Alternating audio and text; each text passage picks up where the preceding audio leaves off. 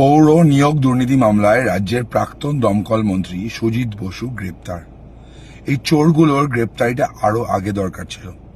একটা উইকেট পড়েছে, চিন্তা করবেন না, বাকিগুলোও পড়বে।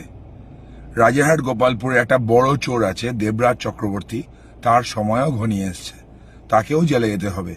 সাউথ দমদম মিউনিসিপ্যালিটির যারা যারা এই পৌর নিয়োগ দুর্নীতির সাথে যুক্ত, তাদের অবস্থা খারাপ হবে।